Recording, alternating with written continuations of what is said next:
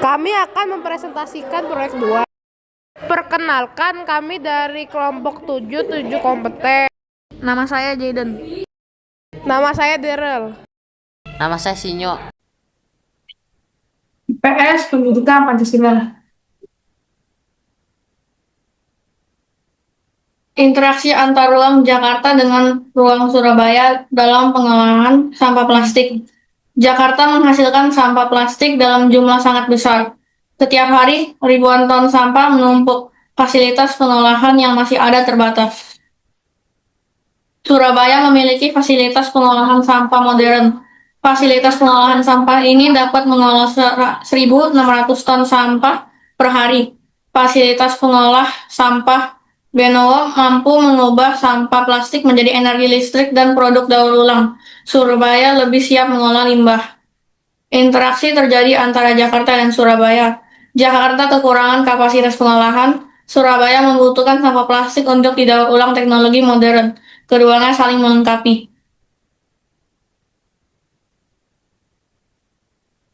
Dalam bidang ekonomi, Jakarta mengurangi biaya pengolahan sampah. Surabaya mendapat bahan baku daur ulang. PSEL Benowo menghasilkan listrik untuk masyarakat. Kerjasama ini membuka lapangan kerja. Dalam bidang sosial, budaya masyarakat Jakarta belajar memilah sampah. Masyarakat Surabaya semakin terbiasa memanfaatkan sampah plastik. Edukasi lingkungan semakin luas. Budaya ramah lingkungan semakin tumbuh. Dalam bidang lingkungan, pencemaran Jakarta berkurang. Sampah di Surabaya berubah jadi energi, udara, tanah, dan air lebih bersih. Risiko kerusakan ekosistem menurun. Kesimpulannya, kerjasama Jakarta, Surabaya dalam pengolahan sampah plastik bermanfaat bagi ekonomi, sosial, dan lingkungan, dan menghasilkan interaksi antar ruang. Penerapan Pancasila untuk keharmonisan. Sila pertama, ketuhanan yang Maha Esa. Contoh kegiatannya adalah menghargai dan menerima perbedaan agama dan kepercayaan antar individu dan kelompok. Sila pertama, ketuhanan yang Maha Esa tentang pelestarian lingkungan. Contoh kegiatannya menjaga kelestarian dengan tidak membuang sampah sembarangan. Penerapan Pancasila untuk keharmonisan. Sila kedua, kemanusiaan yang adil dan beradab. Contoh kegiatan, menghargai hak orang lain. Contohnya tidak menyerobot antrian saat mengantri. Penerapan Pancasila untuk pelestarian lingkungan. Sila kedua, kemanusiaan yang adil dan beradab. Contoh kegiatan, membuang sampah sembarangan. Contohnya membuang sampah pada tempatnya. Penerapan Pancasila untuk keharmonisan. Sila ketiga, Persatuan Indonesia. Contoh kegiatan, jaga persatuan dengan tidak membeda-bedakan teman berdasarkan suku, agama, atau budaya. Penerapan Pancasila untuk pelestarian lingkungan. Sila ketiga, Persatuan Indonesia. Contoh kegiatan, gotong royong membersihkan lingkungan sekolah atau tempat tinggal bersama-sama. Penerapan Pancasila untuk keharmonisan. Sila keempat, kerakyatan yang dipimpin oleh hikmat kebijaksanaan dalam permusyawaratan perwakilan. Contoh kegiatan, menghargai pendapat orang lain saat berdiskusi dan mengambil keputusan bersama secara musyawarah. Penerapan Pancasila untuk pelestarian lingkungan. Sila keempat, kerakyatan yang dipimpin oleh hikmat kebijaksanaan dalam permusyawaratan perwakilan. Contoh kegiatan, bermusyawarah bersama warga untuk membuat pola pikir Kebersihan lingkungan. atau kerja bakti. Penerapan Pancasila untuk keharmonisan. Sila kelima, keadilan sosial bagi seluruh rakyat Indonesia.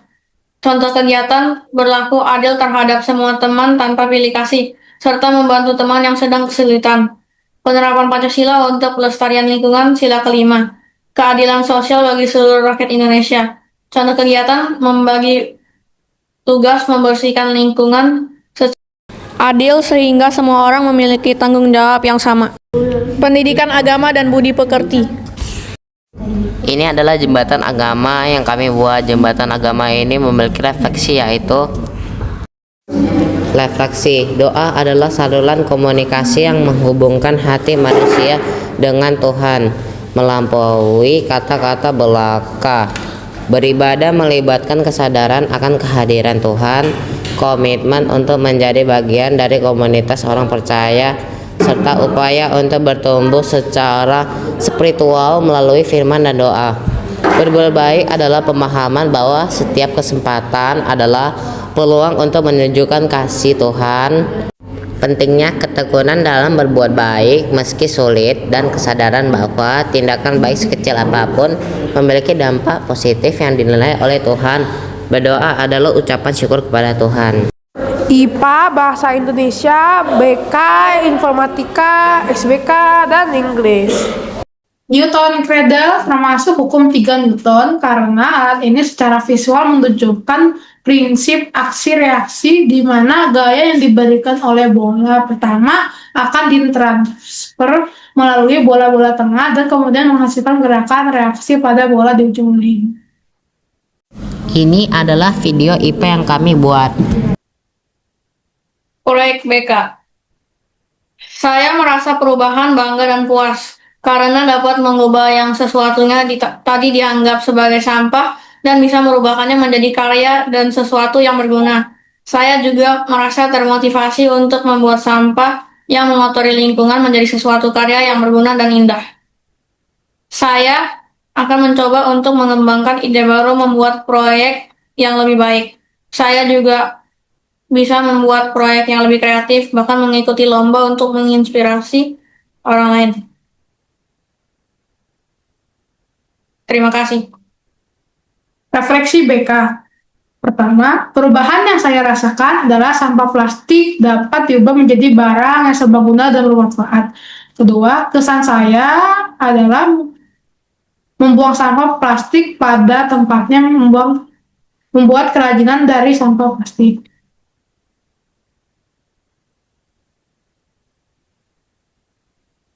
Ceritakan perubahan yang kamu rasakan dalam memandang sampah setelah pengalamanmu dalam membuat kreasi dari bahan bekas. Perasaan yang kurasakan dalam memandang sampah adalah jijik dan kotor. Setelah mengikuti proyek ini, aku akan lebih peduli terhadap lingkungan seperti membuang sampah pada tempatnya, menegur orang jika ada yang membuang sampah sembarangan, menyebar berita kepada semua orang agar membuang sampah pada tempatnya, agar terhindar dari penyakit. Ini gambar proyek kami lakukan. Ini adalah link informatika kami. Newton's Cradle.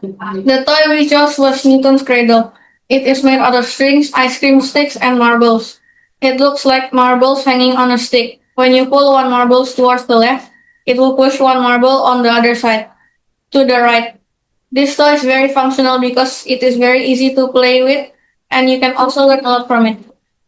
Cradle is a very interesting toy because it is simple, yet it can define the laws of bicycle correctly. The material needed to make the Newton cradles are glue, ice cream sticks, straws, string, and marbles. The step to make it is easy. First, make the Newton cradle base by using glue to stick the ice cream sticks and straws. Then we can make the marbles by sticking the string to it, then tie it to the top of the base. There are several benefits of the Newton cradle. It can entertain and also teach us about the principle of Newton. This project is also made by recyclable material, so it is great for the environment and also beneficial for people as it cleans and protects the environment. It helps us to be more creative and concerned with the environment. PJOK dan matematika. Dampak atau efek yang dirasakan oleh tubuh setelah melakukan kebugaran jasmani. Detak jantung meningkat karena aktivitas skipping yang membutuhkan banyak tenaga. Kedua, melatih otot betis, paha, dan lengan. Ketiga, meningkatkan daya tahan tubuh. Keempat, membakar kalori. Kelima, melancarkan peredaran darah.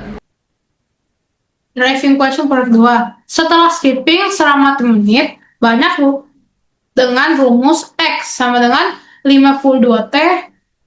Kurang 7. Hitunglah. A. Banyak lompatan yang dilakukan dalam 3 menit. B. Waktu yang diperlukan untuk melakukan 123 lompatan. Jawab A.